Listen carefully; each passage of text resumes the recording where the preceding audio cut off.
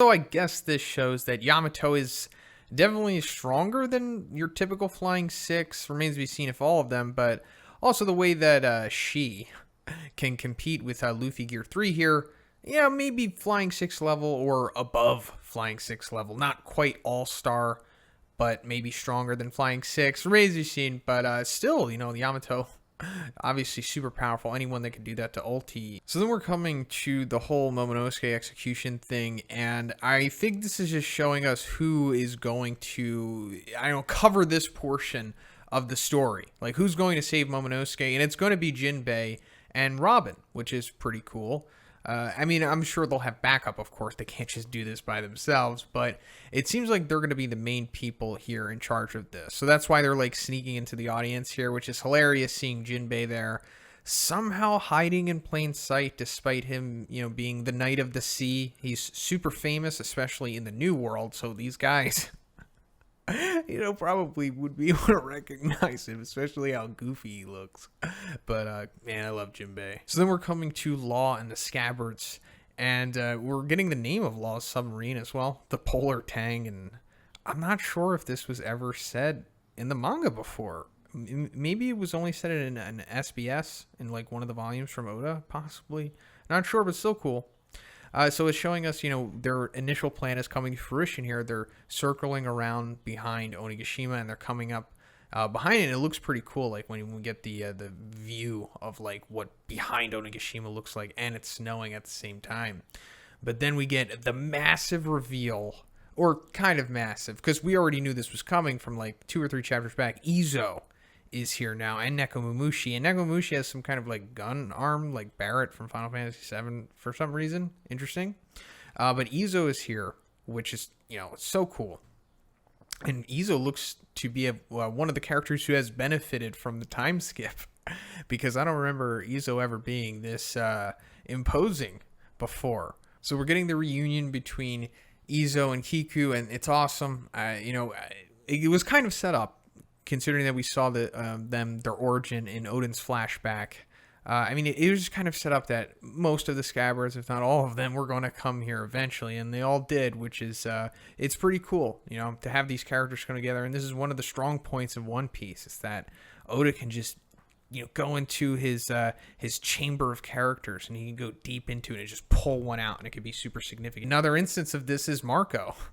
Great example. He's another character that he just pulled out of nowhere and put him into this arc, and I was skeptical about his inclusion or his involvement in this arc, but no, it's looking like he's actually going to be a player here.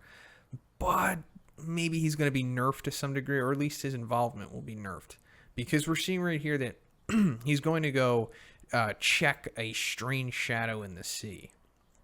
So I'm pretty sure that's Perospero. It kind of has to be, because we saw where he was. We saw his perspective, and he could see Onigashima perfectly.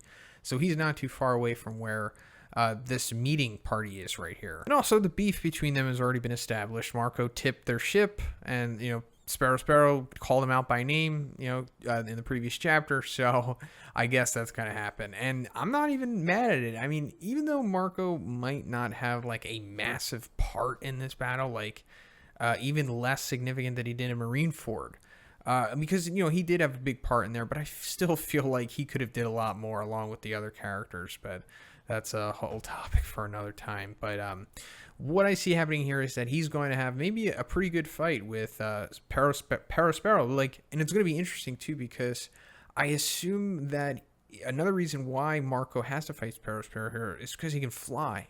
And Perospero is like essentially in the middle of the ocean, more or less, relying on his fruit ability to keep him above the surface. So Marco flying and Perospero, using his fruit ability brings an interesting dynamic, which I could see Oda doing here. So then we come to Kaido with the All-Stars and Orochi, and he's kind of just rushing to make this announcement. But let me also point out this panel, double page spread is amazing. So cool. Just Kaido with his crew. Orochi, he's whatever. But man, this is just so cool. I love this so much. But this announcement that he's going to make, I think it might be multiple things, but I think the main announcement, or just one of them, is going to go in what I think about Yamato. So let's just fuse these two topics right now, because I think that Yamato might be the child of Big Mom and Kaido. Like, that's going to be the other big twist here. Aside from Yamato just being born a girl, I think it's going to be that as well, because, like, if we go back a couple chapters to 979, that's when Kaido's like initially talks about making this announcement, and he's like, if I just said it now, it would bring about confusion. So he needed Big Mom and Yamato there for the announcement, and he was like, I want Big Mom specifically to meet Yamato. So that's interesting, right? So I'm thinking that, like, the announcement is going to be like, hey, Yamato is the child of me and Lin or Big Mom, whatever he says. And then maybe he says, like, he's announcing Yamato to be a successor or something about, I don't know. Maybe that seems less likely because, like, obviously he has a conflict with Yamato. So let's come to the end of this chapter, and wow, I can't believe how this played out exactly how so many of us expected it, but then also there was a twist on top of that, and then some of us expected the twist.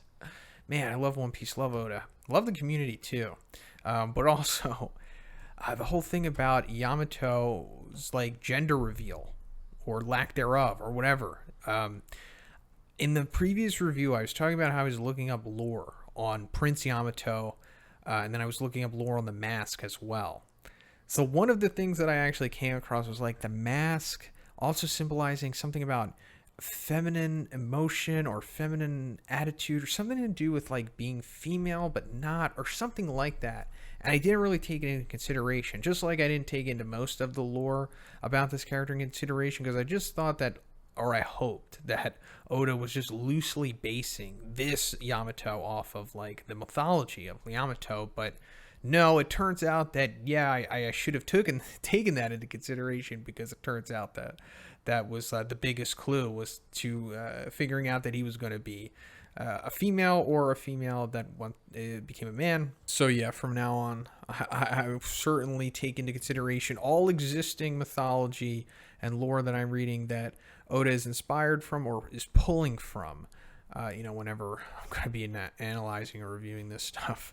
But anyway, the other stuff that we correctly guessed, or a lot of us did, is that he was an Odin stan. I mean, it's right there. He has the Odin knot. Come on, it was pretty easy to put two and two together there. But also, like, Odin being there, or Yamato being at Odin's execution, that was another big theory, turned out to be true. So that's pretty cool. This is one of those rare times where, like, the consensus more or less comes to fruition. And but another twist. So many twists here. Yamato also has Odin's journal, which is awesome, or Odin's logbook. And then it also dawned on me, like, the reason why this character needed to be introduced, or, why Oda saw fit for her to come in at this point in time, is because we need someone to explain the mythology to Luffy, right? Because he's kind of unaware that he is the Messiah at this point. And this whole narrative about the D's and the moon and the Kozukis and the Void Century and Laugh Towel and Joy Boy, all that stuff has kind of been talked about behind the scenes. Like, Luffy, he knows some of this stuff, of course, but he doesn't know it as intricately as the audience does.